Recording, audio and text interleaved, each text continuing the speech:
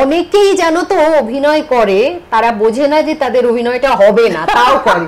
যা করেছি নিজের কৃতিত্বে। অশোক মধুমন্তীর এখানে ফিল্ম জগৎটা আমার মতে কোনো ক্যারিয়ারই নয়। আমাদের যে কোথায় কণ্ঠ লুট হয়ে যাচ্ছে আমরা কেউ জানি না। এই যে আমার মানে কণ্ঠটাকে মানুষের সঙ্গে পরিচিত করানো, এর পেছনে কিন্তু মেট্রো রেলের একটা বিশাল অবদান আছে। আগলা station Park Street, Agla Station Park Street.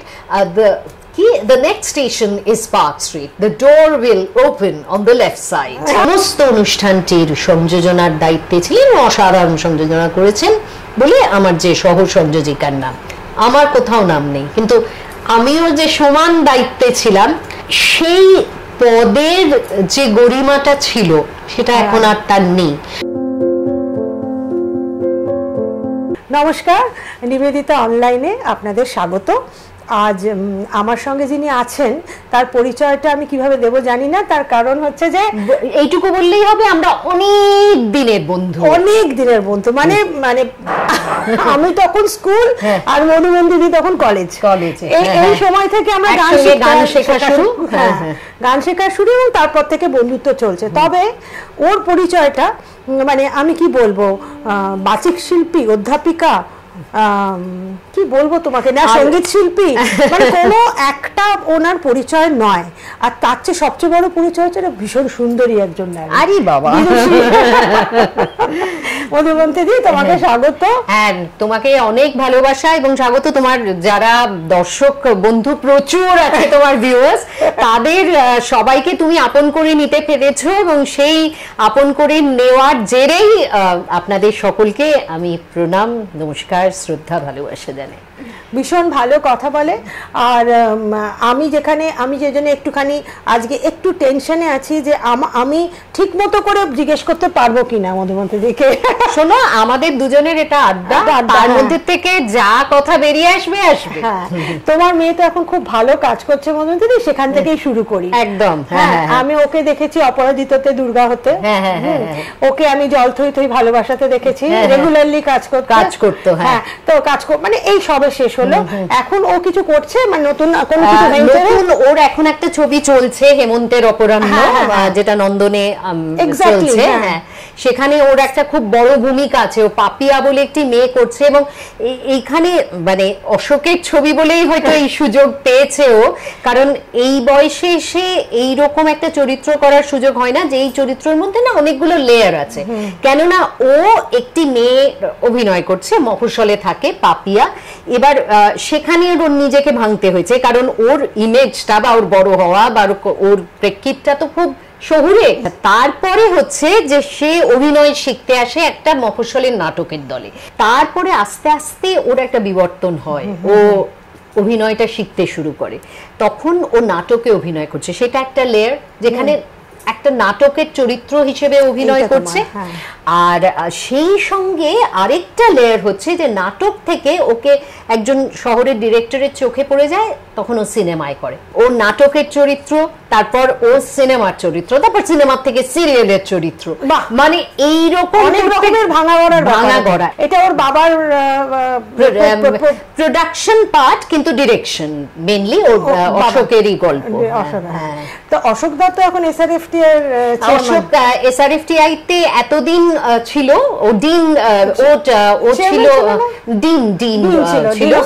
হ্যাঁ, এবারে ও সবে আর কি রিটায়ার করেছে, কিন্তু ওর সঙ্গে মানে ওর রেগুলারলি যোগাযোগ আছে পুনেতেও, মানে এফটিআই পুনে যেটা, এবং এসআরএফটিআই। কেননা এখন তো একটা সুবিধা আছে যে অনলাইনে অনেকটাই করা যায়, সেটা করছে আর কি। তুমি মধুমন্তী, তোমাকে এত সুন্দর দেখতে, তুমি কোনোদিন অভিনয় করলে না?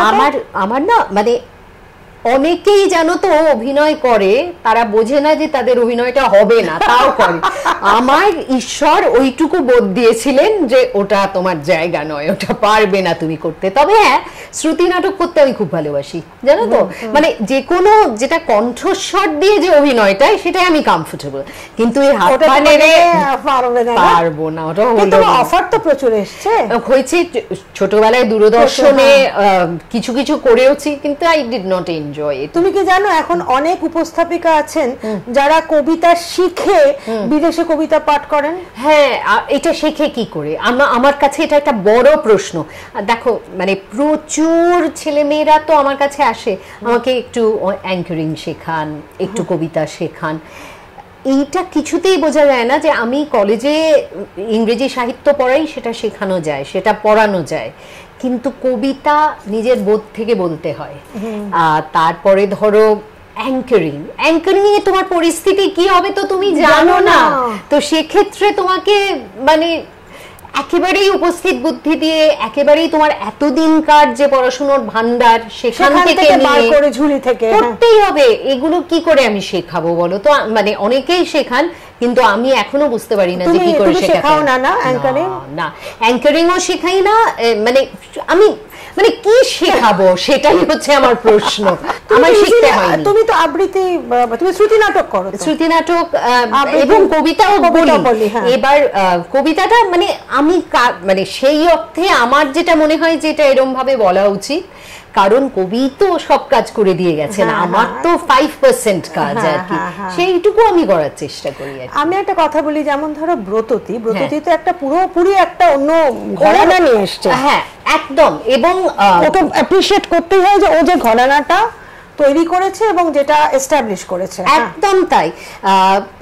আমি শুধু একটাই কথা বলবো যে ব্রততীর যারা ছাত্র, মানে ঘরানা মানে কিন্তু গুরুকে নকল করানো না, ঘরানা মানে গুরু তোমাকে কিছু বেসিক প্যারামিটারস দিয়ে দেবে, সেখান থেকে তোমার নিজের ইভলভটা করতে হবে। হ্যাঁ, যা শুনেছি তাতে না আমার মনে হয় যে ক্লোন তৈরি হয়েছে, ছাত্র বা ছাত্রী তৈরি হয়নি, ক্লোনটা কিন্তু ডিজায়ারেবল। অ্যাকচুয়ালি ব্রততীর যেটা ব্যাপার, যেটা একেবারে সবার থেকে আলাদা, মানে আগে আমরা যেরকম যাদের কাছে শুনেছি একদমই একটা আলাদা স্টাইল, একদম আলাদা স্টাইল, সেটা ওর পক্ষে অসাধারণ, এবং 3 ঘন্টা ধরে মুখস্থ একটা, এবং জানো তো ওর মানে আমার তো মানে অনেক দিনের বন্ধু, অনেক দিন, ওর একটা অদ্ভুত গুণ হচ্ছে ওর, এটাকে বলে আইডেটিক মেমোরি। মানে ও যদি একটা কবিতা 2-3 বার পড়ে পুরোটা মুখস্থ হয়ে যায়।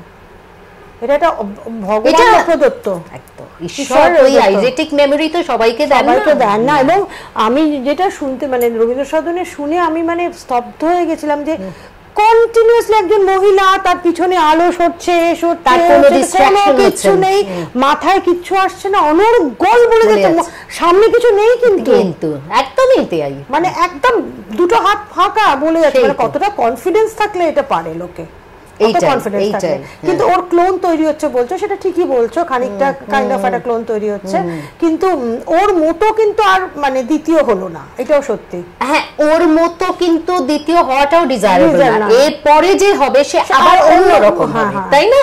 মানে সৌমিত্র চট্টোপাধ্যায়ের পরে আমরা ব্রততীকে পেয়েছি, ব্রততীর পরে আমরা এমন কাউকে পেতে চাইবো নিশ্চয়ই যার মানে অবস্থানটা একদম আলাদা হবে। আচ্ছা, মধুবন্তীতে একটু অন্য প্রসঙ্গে যাই, প্রথম দিকে চলে যাই। তোমার প্রথমে স্কুল কলেজ, আমি তো কলেজটা জানি প্রেসিডেন্সি কলেজ, আর আমি পাঠভবনে। হ্যাঁ, কিছুদিন সাউথ পয়েন্টেও পড়েছি। আমার মনে আছে এই কারণে, কারণ তুমি গান শিখতে আসতে যখন গীতবিতানে আমার সামনে, তুমি কলেজ থেকে সরাসরি চলে আসতাম। হ্যাঁ, মনে আছে, কলেজ থেকে বিকেল বেলা 5টা ক্লাস, কলেজ থেকে ডিরেক্টলি আসতে, এবং আমার মনে আছে তোমাকে আমি হাঁ করে দেখতাম। হ্যাঁ, তা যাই হোক, তোমার মার কাছেও আমি শিখেছি, উনি আমাদের প্র্যাকটিক্যালটা করাতেন, ক্লাসিক্যালের প্র্যাকটিক্যালটা করাতেন। তো তোমাদের তো যে পরম্পরা, মানে ধরো তোমার বাড়িতে তুমি, তোমার মা, আবার তোমার শ্বশুর বাড়িতে পারমিতা বিশ্বনাথন, অশোক, মানে তোমার আমার শ্বশুর মশাই এন বিশ্বনাথন এবং অশোক বিশ্বনাথন, এই যে একটা অসম্ভব একটা পারিবারিক দুজনেরই একটা প্রেক্ষাপট আছে, কিন্তু সেটাতে খুব একটা উচ্চকিত না, কিছু না, লোকের যেমন থাকে, মানে ওটাকে একটা খুব শো করা সব জায়গায়, সেরকম কিছু না। তোমরা কিভাবে মানে এটাকে এরকম লো কি মেনটেন করো? আসলে আমার যেটা মনে হয় যে আমরা খুবই ভাগ্যবান যে এরকম একটা গুণী একটা পরিবার আমরা পেয়েছি, দুজনেই, অশোকের ক্ষেত্রেও আমার ক্ষেত্রেও।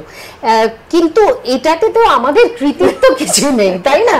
মানে এটা ঈশ্বরের দয়ায় আমি পেয়েছি, অশোক পেয়েছে, অনুষা পেয়েছে, এবং অনুষার ক্ষেত্রে আমি গিয়ে দেখি যেটা আমাদের কোনোদিন ছিল না, যে ঠিক আছে, মানে পরিবারের সবসময়ই তো আমাকেও রেফারেন্স দেওয়া হয়, অশোককেও রেফারেন্স দেওয়া হয়, এবং সেটা আমরা খুব মানে খুশি হয়েই মেনে নিই। অনুষার ক্ষেত্রে কিন্তু ওর একটা ডেফিনিটলি ছোটবেলা থেকে, মানে ছোটবেলায় না, যখন থেকে স্কুল বা এরকম থেকে, যখন থেকে অভিনয় করছে, ওর একটা নিজের পরিচয় পরিচিত হওয়ার একটা বাসনা ছিল। এবং যখনই ওকে কোনো ইন্টারভিউ করা হয়, ও কি বলে, ওর যখন প্রথম ছবির জন্য ও ডাক পায়, তার আগে ও নাটক করতো, তখন অরিন্দম শীল ওকে দুর্গা সহায় বলে একটা ছবির জন্য ডেকেছিলেন।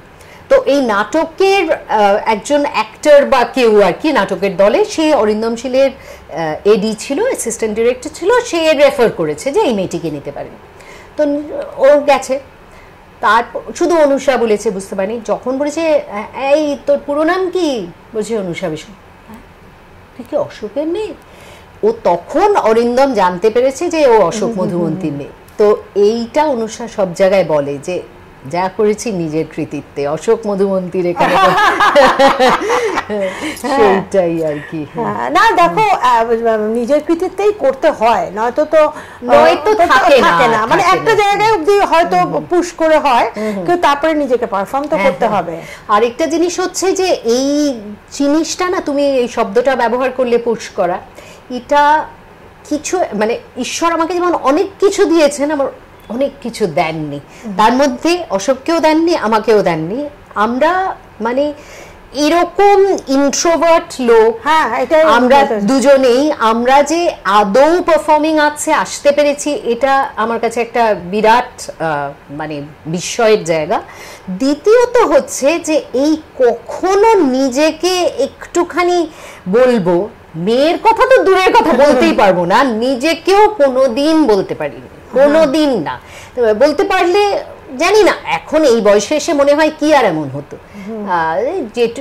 আরেকটা জিনিস আমার সমস্যা, মানে একজন আর্টিস্টের পক্ষে এটা সমস্যার জায়গা, সেটা অন্য একটা মানুষের পক্ষে আবার খুব শান্তির জায়গা। সেটা হচ্ছে আমি খুব অল্পে সন্তুষ্ট, খুব, আমার চাহিদা খুব কম, এবং সেই চাহিদাটা মিটে যায় মোটামুটি, তাতেই আমি খুশি। এটা একটা মানুষ হিসেবে কিন্তু খুব শান্তির জায়গা, একটা আর্টিস্ট হিসেবে এটা মানে সাংঘাতিক একটা ফেলিয়ারের জায়গা।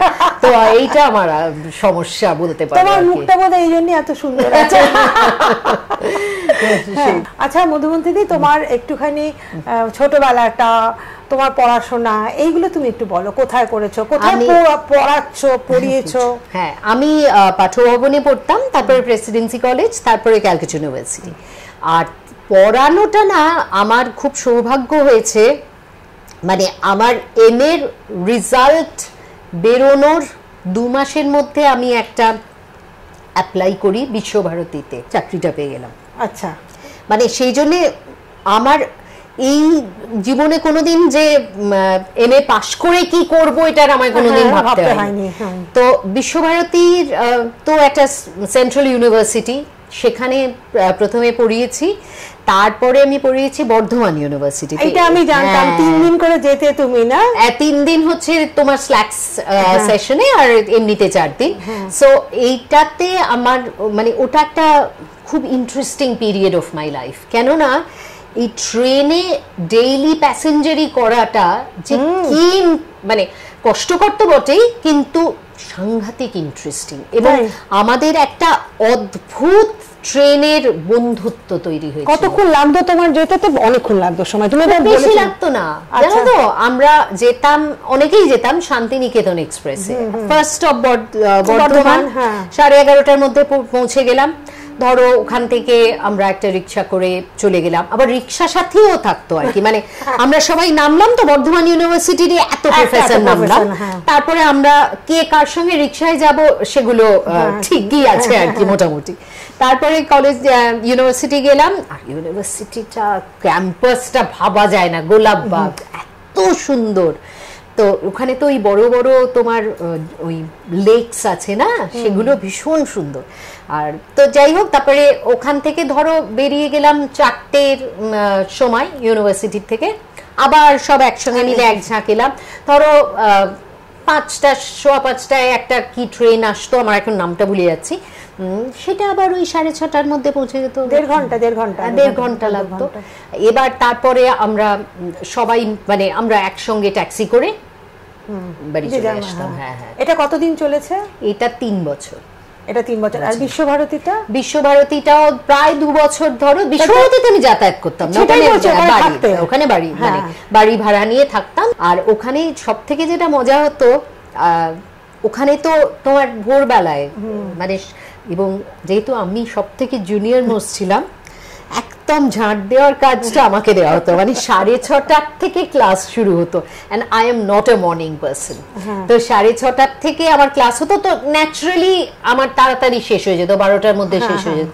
তা আমি বাড়ি গিয়ে কি করব, কলেজেই মানে ইউনিভার্সিটি ডিপার্টমেন্টেই থাকতাম। আমাদের ইয়েটাও খুব সুন্দর ছিল, পদ্ম ভবন বলে একটা কমপ্লেক্স, সেখানে ইংলিশ না, ওটার নাম ছিল ডেওমেল, department of English and other modern languages.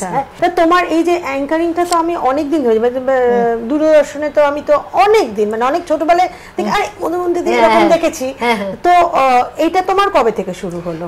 দেখো, অ্যাঙ্কারিং এক্স্যাক্টলি আমি প্রথম কবে করেছিলাম আমার মনে নেই, মানে বহু আগে। এবং দূরদর্শনে তো আমি লেট 80s থেকে নিউজ করছি আর কি। হ্যাঁ, তো এই যে মাঝখানের এই সময়টা, তখন তুমি যে যখন চলে গেলে তখন তার না, তখন কি করতাম, আমি ইনফ্যাক্ট কলকাতায় আসতাম হচ্ছে মঙ্গলবার চলে আসতাম, আর ওদের বুধবার ছুটি থাকে, মানে ওদের সানডে হচ্ছে বুধবার। হ্যাঁ, আর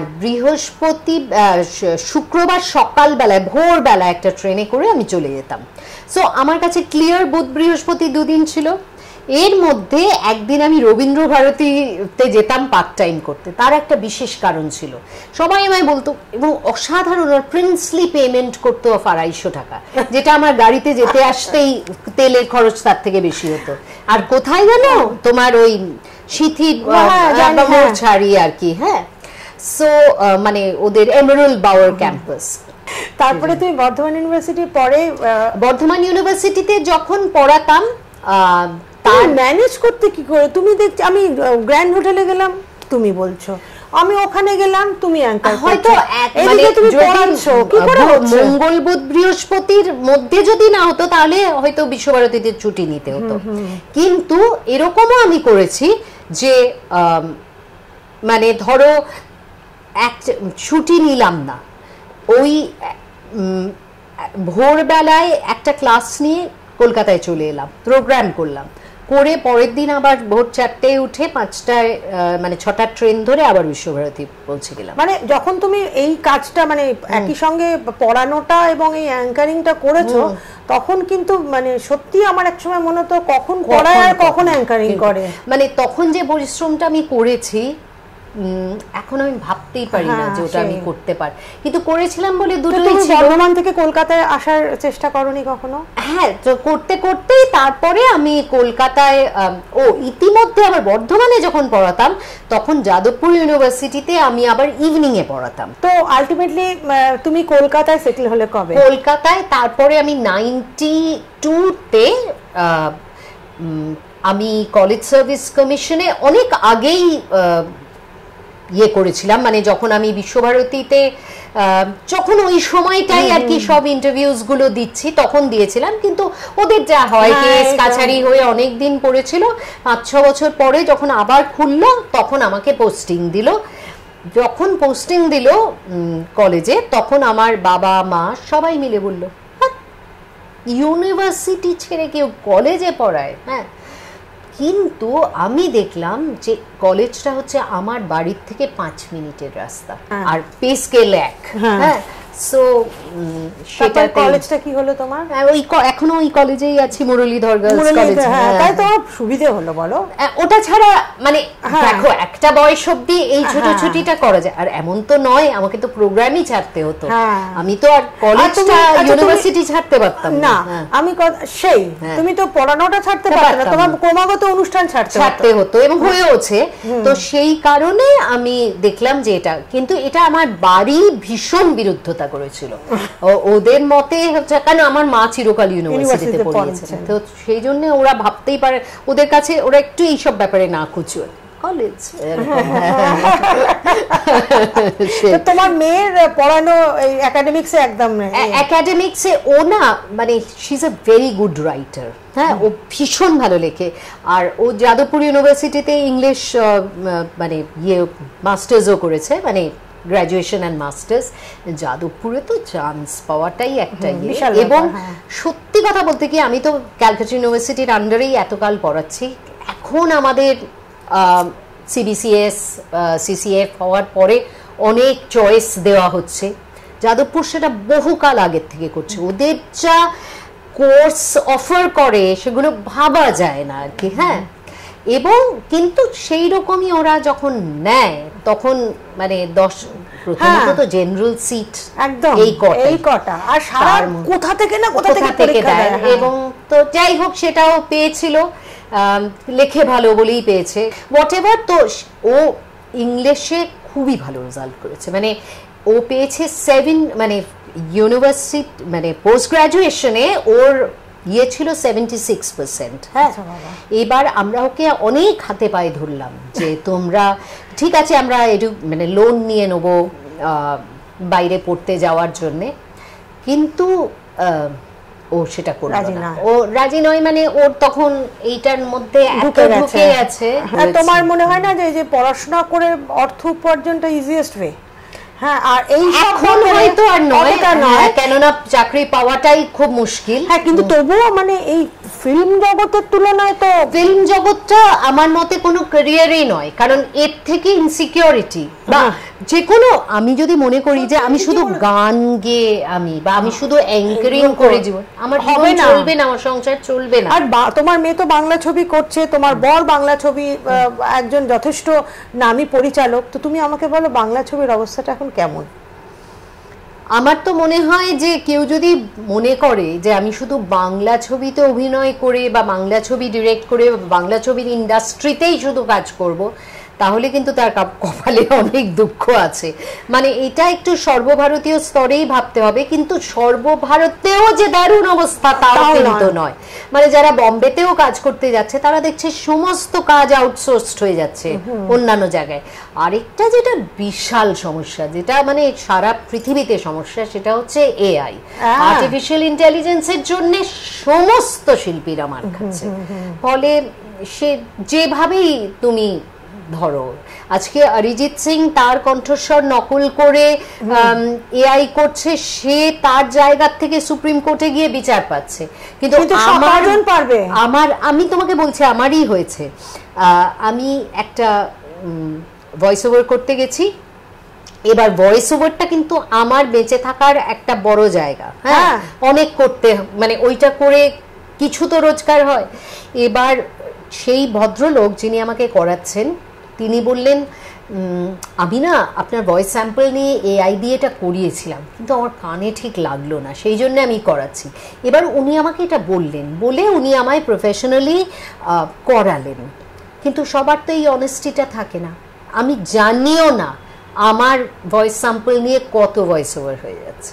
এটা তো খুব সহজ, এটা তো যে কেউ, আমাদের যে কোথায় কণ্ঠ লুট হয়ে যাচ্ছে আমরা কেউ জানি না।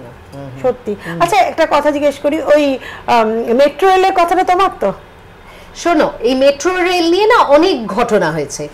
শুরু থেকে মেট্রো রেল আমার, হ্যাঁ একদম শুরুতে বোধহয় অন্য কারো ছিল, কিন্তু মানে উইদিন 6 মান্থস লাইক ওরা আমাকে দিয়ে ইংরেজি বাংলা হিন্দি তিনটেই করেছে।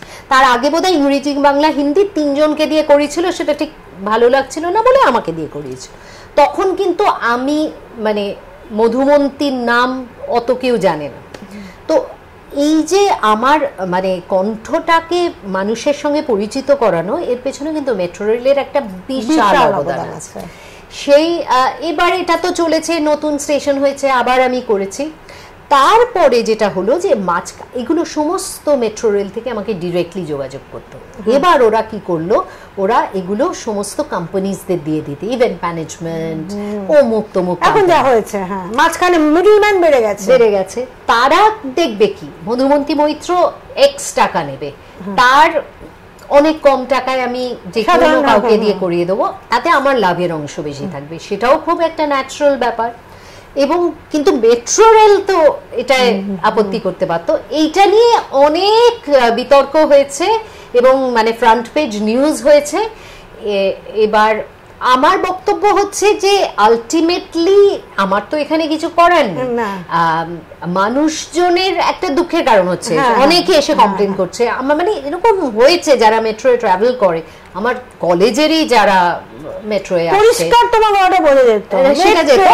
এখন নাকি খুব ভয়ঙ্কর একটা গলা, মানে গলাটাও ভালো নয়, গলাটাও ভালো নয়, হয় না? তো এখন দেখো মানে সস্তার তো 3 অবস্থা হবে, জানাই এখন তো সবাই সেটাই করবে, তাই না? তো ওই আর কি। তুমি একটু বলো ওটা বলে তো মেট্রো রেলে আপনার স্বাগত হয়, ওটা একটু বলো। আমার তো মনে হয় যে ওই আমরা বলতাম কি আগলা স্টেশন পার্ক স্ট্রিট, আগলা station Park Street, the next station is Park Street, the door will open on the left side. ভীষণ সুন্দর তোমার বলা, এত পরিষ্কার কেটে কেটে বলা। এবার তুমি, আমি তোমাকে যেটা প্রথমে জিজ্ঞেস করে ভাবছিলাম যে অশোকদার সঙ্গে তোমাদের ওইটুকু ওটা ভেতরে ঢুকিয়ে দেবো, পাড়ার প্রেম, পাড়ার প্রেম থেকে। হ্যাঁ মানে দেখো প্রেমটা যে কবে হয়েছে আমি ঠিক জানি না, পাশাপাশি বাড়ির প্রেম তো মানে তখন উল্টো দিকে ছিল, উল্টো দিকে মানে একদম মেরে সামনে वाले খিড়কি মে, একদমই তাই। আর তবে আমরা খুব মজা করতাম তখন, আমাদের পাড়ায় একটা গ্রুপ ছিল। এখন তো পাড়ার কোনো কনসেপ্ট নেই, পুরুষের একটাও পাড়ার বন্ধু নেই কিন্তু, হ্যাঁ। তো তখন অনেক বাড়ি ছিল, এখন তো বাড়িগুলো ভেঙে ফ্ল্যাটস হয়ে গেছে। সো উই হ্যাড মানে একটা বড় ফ্রেন্ড সার্কেল ছিল, তার মধ্যে অপু ছিল, মানে শাশ্বত আমাদের পাশের বাড়িতেই থাকতো। তো আমরা পুজোর সময় একটা প্রোগ্রাম করতাম, আর আমরা খুব কুইজ করতাম তখন, কেননা আমাদের হিরো ছিল সিদ্ধার্থ বাসু। তো সেই সব করতে গিয়েই আমাদের একটা যোগাযোগ হয়। আর কিন্তু তোমরা কোন সালে বিয়ে করেছিলে? আমরা বিয়ে করেছি হচ্ছে 89-এ বিয়ে হয়েছে তোমাদের। 89-এ, কিন্তু মানে তার খুব বেশি আগে যে প্রেম হয়েছিল তা নয়, কিন্তু ফ্রেন্ডসই ছিলাম। মেবি মানে কলেজে ছুটকো ছাটকা যে অন্যান্য প্রেম হয় সেটাও আমাদের দুজনের হয়েছিল, কিন্তু সেগুলো আর কি খুব ইম্পর্টেন্ট নয়, পরে বোঝা গেল আর কি। আর তোমার মেয়েকে আমি দেখেছিলাম তখন কুড়কুড়ি যাচ্ছে। তোমার মেয়ে কোন ইয়ারে হয়েছে? ও হয়েছে 98। হ্যাঁ 98 হয়েছে। আচ্ছা এবার তোমাকে একটু জিজ্ঞেস করি যে তুমি তো এত পূর্ণ, তোমার জীবনটা বলতে গেলে সব দিক থেকে কোনো জায়গাতে কোনো অপূর্ণতা বলে তো এখনো পর্যন্ত জানি না, কিন্তু প্রত্যেকটা মানুষের মধ্যে কিছু কিছু একটা অপূর্ণতা থাকে, কিছু একটা দুঃখ থাকে, কিছু অপ্রাপ্তি থাকে। হ্যাঁ সেই রকম কিছু দুঃখ, কিছু ঘটনা বা অপ্রাপ্তি, আমরা আনন্দের ঘটনা আমরা শুনলাম, হ্যাঁ একটু অপ্রাপ্তির ঘটনা। আমার যেটা মনে হয় যে যখন আমার খুব অল্প বয়স ছিল, আমি তো খুব অল্প বয়স থেকেই অ্যাঙ্কারিং করি, যখন আমি মোটামুটি ধরো অনেক বছরই পিকে অ্যাঙ্কারিং করতে পেরেছি, কিন্তু প্রথম দিকটায় আই ওয়াজ ইয়াং, কিন্তু ইয়াং হলেও অনেকে হয়তো এর থেকে বেশি পরিণত মনস্ক হয়, আমি অত ম্যাচিওর ছিলাম না। অদ্ভুত অদ্ভুত ঘটনা মানে দেখো ঘটতো, সেগুলোর আমি ঠিক বুঝতেও পারতাম না যে ঘটছে কেন এরম হচ্ছে। ধরো অনেক অনুষ্ঠান থেকে বলে গেল কিন্তু তারপরে বাদ যাচ্ছি। হ্যাঁ বিশেষ করে বিদেশের অনুষ্ঠান, এনএবিসি, হ্যাঁ এনএবিসি প্রথম যখন হয়েছিল 95-এ তখন আমি করেছিলাম এবং they were very happy with my performance. তারপর 96-এও করেছি, 97-এও করেছি। তারপর থেকে আমি দেখলাম মানে কোনো কারণ নেই, জাস্ট বলে গেল, সমস্ত করলো, লাস্টে ভিসার জন্যে ডাকলো না। তো এরকম অনেক টুকরো টাকরা ঘটনা হচ্ছিল, আমি কোনোদিন সেগুলোকে অ্যাড করে যে এটা কোনো একটা সোর্স থেকে করানো যেটা আমার মাথায় ছিল না। এর মধ্যে কি হলো, ধরো এরকম আমি তোমায় একটা এক্সাম্পল দিচ্ছি, এরকম অনেক আছে। একটা এক্সাম্পল দিচ্ছি, একজন ধরো আমাদের সকলের খুব ভালোবাসার একজন মানুষ, একজন ক্রিকেটার, তার স্ত্রীও আমাদের খুব ভালোবাসে, ডান্সার, তার একটা নাচের স্কুল হচ্ছে, তাতে লতা মঙ্গেশকর এসছেন। এবার সে আমাকে এবং আরেকজনকে, দুজনকে মিলে অ্যাঙ্কারিং করতে বলেছেন। আমার সঙ্গে আমি ওর সেই ডান্সারের অনেকগুলো প্রোগ্রাম অ্যাঙ্কার করেছিলাম, সেই অর্থে আমার সঙ্গে একটা পার্সোনাল সম্পর্ক ছিল। আর আরেকজন যাকে বলেছেন তিনি এবং তার হাজবেন্ড তারা একটা খুব বড় সংবাদ মাধ্যমের সঙ্গে যুক্ত, মানে তার হাজবেন্ড, এবং সেই কারণে খুবই ওদের কাছে, তো সেই জন্য দুজনকেই বলেছিলেন। এবং খুব সুন্দর, মানে বুঝতে পারছো লতা মঙ্গেশকরের অনুষ্ঠান বড় মাপের, লতা মঙ্গেশকরের পাশে বসা মানেই তো জীবনটা। আমি না জীবনে ওকে অত কাছের থেকে দেখছি, মানে আই ওয়াজ ইন, মানে সপ্তম স্বর্গে, একদম একদম। তারপরে এইসব তো হলো এবং খুব সুন্দর অনুষ্ঠান হলো। আমরা দুজনে অ্যাঙ্কারিং সংযোজনা করলাম, দুজনের মোটামুটি কেন সমানই ছিল আর কি, মানে একটা করছে ও একটা করছে, সুন্দর করে কোঅর্ডিনেট করে হলো। প্রোগ্রামও খুব ভালো হলো, ফল্টলেস। পরের দিন সেই সংবাদ মাধ্যমে যেখানে আমার সহ যে সংযোজিকা তার স্বামী কাজ করেন, তারা তো ন্যাচারালি লতা মঙ্গেশকরের প্রোগ্রাম, আর সেটা মানে এমন একটা সংবাদপত্র যার নাম আমি করতে চাই না, কিন্তু মানে সবাই জানে যে এর থেকে বড় সংবাদপত্র সেই সময় আর কিছু ছিল না। তো সেখানে সারা পেজ জুড়ে লতাজি, অমিতাভ বচ্চন, মানে যারা যারা ছিলেন সবার ছবি এবং পুরো রিপোর্টিং খুব সুন্দর লেখা।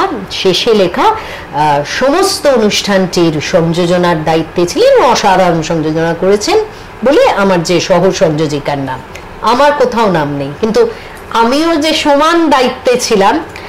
তোমায় কি বলবো, আমার এত মন খারাপ হয়েছিল, শুধু মন খারাপ না, রাগও হয়েছিল, হ্যাঁ, যে এটা কি ধরনের ইনজাস্টিস। তাহলে একজনের নাম দিল কেন যখন দুজনের সমান দায়িত্ব আছে? তো এইটাতে সেই সময়টায় বোধহয় আমার মানে অপরিণত মনস্কতার জন্যই ভীষণ দুঃখ হয়েছিল। আমি নানা রকম ভেবে ফেলেছিলাম যে একদিন আমি বুঝিয়ে দেবো যে এটা কত বড় আমার উপর অন্যায় করা হয়েছে ইত্যাদি। কিন্তু আমি তোমাকে এই গল্পটা বললাম যে এই যে অপ্রাপ্তিগুলো, এই না পাওয়াগুলো, বা তুমি কিছু এটা নিয়ে কমপ্লেন বা কিছু করনি? আমি মানে কোথায় বলবো কি জানিও না, আর দুঃখ আর রাগ করেই তো সময় চলে গেল, কোথায় আর বললাম। কিন্তু ঘটনা হচ্ছে যে সেটা তো হয়ে গেছে।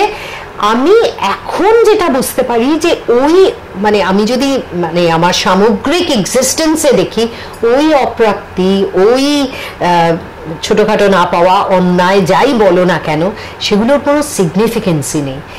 তো আমার যেটা আজকের দিনে ভাল লাগে যে আমি এমন একটা জায়গায় বয়সের সঙ্গে পৌঁছতে পেরেছি, যে জায়গাটা তখন যদি আমি পৌঁছতাম না, তাহলে আমার জীবনে আরো অনেক বেশি পাওয়া থাকতো, আরো অনেক বেশি শান্তি থাকতো, মানে সেই দুঃখটা তখন আর পেতে হতো না, সেটাই। এবং এটা তোমার পক্ষে একটা সত্যি একটা না, আমার আবার ওইদিকে ভালো লাগে যে অ্যাচিভমেন্টও একটা হয়েছে, যে এমন একটা মানসিক জায়গায় আমি পৌঁছেছি।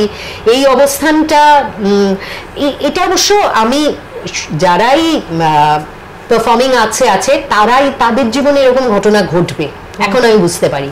কিন্তু তাদেরকে আমি যদি বলি যে 25 বছর বয়সে এসে তোমরা এই একটা জীবনবোধের জায়গায় পৌঁছে যাও, সেগুলোর কোনো মূল্যই নেই, আলটিমেটলি কিছুই হবে না, সেটা সম্ভব নয়। আমারও হয়নি, তোমাদেরও হবে না, হয় না। কিন্তু তুমি বলছো বটে, কিন্তু এখনো এখনকার মতো করে একটা কষ্ট, ঠিক এখনকার মতো করে কষ্ট হয়, কিন্তু সেই কষ্টটা না স্থায়ী নয়, অতটা স্থায়ী নয় একদম। আর ফ্লোটিং, মানে ওটা আসে চলে যায়। দ্বিতীয় কথা হচ্ছে এখন যেটা কিছুটা কোভিড এর জন্য অনেকটাই হয়েছে, সেটা হচ্ছে যে we have learn to live in the moment. তো তোমার এই যে ঘটনাটা ঘটেছিল, তো তুমি যে বা যারা এই ঘটনাটা ঘটে তাদের জন্য তুমি কোনো কিছু বলবে? না, আমি তাদের জন্য যেটা বলবো যে দেখো, একটা সংবাদপত্র সেটা তো একটা মনোলেখ, সেখানে তো আর আমি কাউকে আঙুল দেখাতে পারবো না। তবে হ্যাঁ, এইটুকু আমি বুঝতে পেরেছি যে যিনি আমার সহ সংযোজিকা ছিলেন, তার স্বামী যেহেতু ওখানে একটা বড় পদে ছিলেন, তিনি তার পদের অপব্যবহার করেছেন। আজকের দিনেও আমার তাদের সঙ্গে যোগাযোগ আছে। সেই পদের যে গরিমাটা ছিল সেটা এখন আর তার নেই। তো অতএব উনি ওটা করে একদিনের জন্য তার স্ত্রীর মহিমা প্রচার করে খুব বেশি আজকের দিনে সেই লাভ পাচ্ছেন না। আর তিনি আমার যে ক্ষতিটা করেছিলেন, সেই ক্ষতির ফলও আজকের দিনে আমার কাছে কিছুই নেই, সেই ক্ষতি কোথায় হাওয়ায় মিলিয়ে গেছে কেউ জানে না, ফলে করে কিছু লাভ হলো না আর কি। ভাষা আছে প্রথম থেকেই আমি জানতাম, সেটা এখন কি পর্যায়ে, মানে তুমি কতটা করো, তোমার বাড়িতে কজন আছে এখনই বলছো তো? ও আচ্ছা, এটা না আমি তোমাকে বলছি যে কুকুর বেড়ালের প্রতি মানে আমার একটা ভীষণ এমপ্যাথির জায়গা আছে, হয়তো সাধারণ মানুষের থেকে বেশি। সেটা শুধু মানে অ্যানিমালসদের প্রতি তো বটেই, গাছ, নেচার, এনভায়রনমেন্ট। তোর মনে আছে রবীন্দ্রনাথের একটা গল্প ছিল বলাই বলে, সেখানে বলাই বলে একটা বাচ্চা ছেলে এমনিতে কি করে, তার বন্ধুরা যাচ্ছে মোট করে একটা গাছে ভেঙে দিল, ওর মনে হতো যে ওর হাতটা কেউ ভেঙে দিল আর কি। হ্যাঁ, আমার মানে অতটা না হলেও ওই রকমই। এবং আমি নিজে না যে খুব প্রতিবাদী তা নই, আমার এই একটাই প্রতিবাদের জায়গা যখন দেখি যে কোনো স্ট্রিট অ্যানিমালস বা কোনোভাবে বা গাছ অযাচিত ভাবে ছেড়ে ফেল, তখন কিন্তু আমি না করে পারি না। এটা আমার মধ্যে আরেকটা মানুষ বাস করে, সে তখন বেরিয়ে আসে। আর সত্যি কথা বলতে কি, আমি না খুব রেসপেক্ট করি ওই সেই আমার ভেতরের মানুষটাকে, আমি ওই মানুষটাই হতে চাইছি সারা জীবন।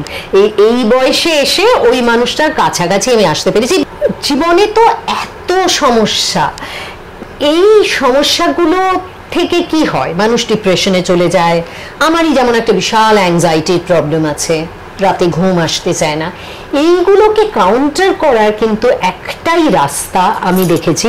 আমার যেটা মনে হয় যে সামওয়ান ইন দি ইউনিভার্স, আমি যে খুব ঈশ্বরে বিশ্বাসী তা নয়, কিন্তু একটা পাওয়ারে বিশ্বাসী, কোথাও একটা বিশ্বব্রহ্মাণ্ডে একটা শক্তি আছে যে আমাকে চালিত করছে, কিন্তু আমার দায়িত্ব হচ্ছে তাকে কিছু ফেরত দেওয়া। তো আমার ফেরত দেওয়াটা এইরকম যে আমি আমার মানে রাস্তায় আমি খুব একটা বাড়ির পোষ্যকে যত্ন করলাম, রাস্তার পোষ্যকে কিচ্ছু করলাম না, রাস্তার পোষ্যকে না, রাস্তায় যারা থাকে সেরকম নই। আমার রাস্তার মানুষের জন্য, রাস্তায় যারা থাকে, বৃষ্টি পড়লে জানো তো আগে আমার ভীষণ রোম্যান্টিক লাগতো, মনে হতো এমনও দিনে তারে বলা যায়, এমনও কোনো বড় বরিশায়। এখন আমার মনে হয় রাস্তায় যারা যে আছে, কুকুরগুলো আছে, এখানে আমি যেখানে থাকি সাদার্ন অ্যাভিনিউর ওই মোড়টাতে দেখবে কিছু বাস স্ট্যান্ড আছে, সেখানে মানুষ কুকুর সব মুচি হয়ে থাকে। হ্যাঁ, তো এইগুলো আমার শীতকালে লোকেরা এনজয় করে, শীতটা আমি পারি না, বা এই ভয়ঙ্কর গরম, সব জায়গায় আমি জল রাখি পাখির জন্যে, ইয়ের জন্যে। এবং যেটা আমি করি সেটা হচ্ছে এখন গিয়ে সেটা 55-60 দাঁড়িয়েছে, রাস্তার কুকুর এবং বেড়াল তাদেরকে খাওয়ানো, তাদেরকে খুব দরকার যেটা নিউট্রিং করা, এবং সেই সঙ্গে বেসিক চিকিৎসা যেটা করা। যেমন ধরো আমি তোমায় বলছি যে রাস্তার কুকুর যারা, তারা না তাদের অ্যাভারেজ আয়ু হচ্ছে 3-4 বছর। তার কারণ কি? তার কারণ হচ্ছে একটা তো ইনফেকশন, যেটা ভীষণ জলবাহিত। তুমি যদি রোজ পরিষ্কার জল দাও ওকে, তাহলে কিন্তু অনেকটা এটা আটকানো যায়। খাবার পাওয়া সেটা দরকার। আরেকটা জিনিস হচ্ছে যে দে ফাইট, টেরিটোরিয়াল হয় কুকুররা, আর সবসময় তো এদিক থেকে তেদিক থেকে তারা খেয়ে আসছে, তারা মারধর খায়। তখন কি হয়, ওই বাইট থেকে না মাছি বসে, মাছির থেকে ম্যাগট হয়, এবং সেইটা কিন্তু কম মানে কমানোর ন্যাচারালি কমবে না। সো আমি আমার সবসময় পকেটে সিরিঞ্জে বোটক্স আর বেটাডাইন সলিউশন থাকে, কিছুই না, ওইখানে গিয়ে একটু দিয়ে দিলে একদিনে ছেড়ে যায়। তো এইভাবে আমি রবীন্দ্র সরোবরের ভেতরের সমস্ত কুকুরদের খাওয়াই, বেড়ালদের খাওয়াই। কটার সময় যাও? আমি বেরিয়ে যাই ধরো 9:30-র মধ্যে সকালবেলা। হ্যাঁ, আর তার মধ্যে আমি কলেজে ক্লাসও করি। আমার কলেজের আশেপাশে হিন্দুস্তান পার্কেও অনেক কুকুর বেড়াল খাওয়ানো থাকে। কলেজে ক্লাস করলে তারপরে ওখানে না, নট নেসেসারিলি। আমি 9:30 তো কলেজ করলে না, আমি কিছু খাওয়ালাম, কিছু একটা পোর্শন খাওয়ালাম। আর তুমি খাবার দাবারগুলো ট্রলি ব্যাগে করে নিয়ে যাও? মানে কিছুটা গাড়িতে যাই, যেখানে গাড়ি ঢুকতে দেয় না, তোমার রবীন্দ্র সরোবরের মধ্যে গাড়ি ঢুকতে দেয় না, মানে অনেকটাই দেয় না, আমাকে তো পুরোটা যেতে হয়। তখন আমি ট্রলি ব্যাগে, মানে একটা ট্রলি আছে আর কি, ব্যাগ না, তার মধ্যে থলি বেঁধে দড়ি দিয়ে টানতে, কারণ গুলো মানে এক একটা এরিয়াতেই যে আমি যাই 10-15 কেজি খাবার নিয়ে যেতে হয়, কারণ খাবারটা হচ্ছে ইলাবোরেট। তার এত আমার বাড়িতে আমি 25 কেজি চাল কিনি, যেটা আমার 1 সপ্তাহ যায়। হ্যাঁ, আর মাংস everyday chicken, like proper chicken রান্না হয় 12 কেজি। হ্যাঁ, তুমি বুঝতে পারছো তার মানে কতটা ওজন। আর খরচের কথা আমি আর এর মধ্যে বলে লজ্জা দিতে চাই না কাউকে। তো ঘটনা হচ্ছে যে এটা সবাই করবে না, এখন কোনো কারণে এর মধ্যে আমার নানান গল্প থাকে, মানে এখানে এক একজনের এক এক রকম রিকোয়ারমেন্ট, এক একজন এক এক রকম খায়। বেড়ালরা যেমন তুমি হাড় মাখতে পারবে না, শুধু ভাত আর মুরগিটা মাখতে হবে, কারণ ওরা বড় হাড় খেতে পারে না। সো তারপরে কুকুরদেরও নানান রকম, কেউ হয়তো একটু ইল, কেউ এজেড, কাউকে ওষুধ দিতে হয়, মানে এরকম অনেক। এখনো আমার 2টো কুকুরের রোজ অ্যান্টিবায়োটিক চলছে। তারপর তুমি আবার কলেজে যাও পড়াতে? মাঝে কলেজে যাই, মানে আমার কলেজে ইউজুয়ালি ক্লাস থাকে ধরো 12টার থেকে 1:30 অবধি ধরো টানা ক্লাস থাকলো, তারপরে আবার আমি বাকিটা করে বাড়ি আসি, তারপরে আবার আমি কলেজে যাই। আমার যারা দর্শক বন্ধু তাদের বলবো যে যেটুকু ক্ষমতা আপনারা, মানে যদি পাড়ার একটা কুকুরের দায়িত্ব নেন, কিছুই না, ফিমেল কুকুর হলে একটা নিউট্রিং করিয়ে দেবেন যাতে ওর বাচ্চা না হয়, কারণ ও স্ট্রিট ডগের বাচ্চাদের আমরা এই পৃথিবীতে আনতে চাই না শুধু কষ্ট পাওয়ার জন্য, আর গাড়ি চাপা পড়ে মরবে। সো ওইটুকুই একটা, যদি প্রত্যেকটা রাস্তায় যদি একজন মানুষ দায়িত্ব নেয়, মানে একটা ফ্যামিলি একটা কুকুরের বা একটা বিড়ালের দায়িত্ব নেয়, তাহলেই কিন্তু অনেকটা হয়ে যায়। কারণ এনজিওদের অবস্থা খুব খারাপ, সরকার তো কিছুই করে না, ছেড়ে দিন। আর আরেকটা জিনিস আমি যেটা রিকোয়েস্ট করব, যে আর কিচ্ছু না, একটা বৃষ্টি পড়ছে, ভয়ঙ্কর ঝড় বৃষ্টি হচ্ছে, একটু আপনাদের একটু গ্যারেজে থাকতে দিলেন, বা অনেক সময় হয় না ফ্ল্যাট বিল্ডিং এর নিচটায় জায়গা আছে গাড়ি রাখে, ওখানটুকু থাকতে দিলেন, ওইটুকু করলেও কিন্তু আপনারা কিন্তু এর রিটার্ন পাবেন। আমি বলবো যে আমি না যথেষ্ট ভালো আছি, মানে অনেকের থেকে অনেক ভালো আছি, এবং এই ভালো থাকার পেছনে এই যে আমি ফেরত দিচ্ছি তার একটা ভূমিকা আছে। এরপরে আর বিশেষ কিছু কথা বলার থাকে না, জীবনবোধ যাকে বলে, মানে একটা সত্যি সত্যি শিক্ষিতা এবং সুন্দর একটা মানে সংস্কৃতের মধ্যে, বাড়ির মধ্যে তার যে পরিবেশ, যেভাবে থাকা, একটা সত্যি ভালো গাই। আমি মধুমন্তী গান শুনেছি, ভীষণ ভালো গান গায়। এখন আর গানটা হয় না, কিন্তু গান গাইলে তো সে তো ভোলে না কেউ, সে আবার হয়ে যাবে। মধুমন্তী ভালো গান গায়, এত সুন্দর অ্যাঙ্কারিং করে, এত ভালো মানুষ, এত সুন্দর দেখতে, সব মিলিয়ে ওনাকে টপকে যাওয়ার কিন্তু ফলে আমার ওর সঙ্গে কথা বলতে সবসময় ভীষণ ভালো লাগে। আবারও আমি তোমার সঙ্গে গল্প করতে আসবো, নিশ্চয়ই এসো, নিশ্চয়ই থাকবে না, হয়তো আমরা এমনি গল্প করবো, সেটাই। তবে ক্যামেরা থেকেও আমাদের কিন্তু আটকাতে পারিনি, সব মনের কথা গড়গড় করে আমরা বলে দিয়েছি। তো এখানেই শেষ করছি, চলি। হ্যাঁ, একদম খুব ভালো থেকো, খুবই সুন্দর কাজ করছো, সেটা যেন বজায় থাকে, এবং তোমার দর্শক বন্ধুদের সংখ্যা যেন দিনে দিনে আরো মাল্টিপ্লাইড হয়। Thank you, thank you, thank you. আপনারা নিশ্চয়ই নিবেদিতা অনলাইনের খুব ভক্ত, আমি যেমন দেখি আপনারাও নিশ্চয়ই দেখেন, আর সেই সঙ্গে বন্ধুদেরও বলুন সবাই মিলে দেখুন নিবেদিতা অনলাইন।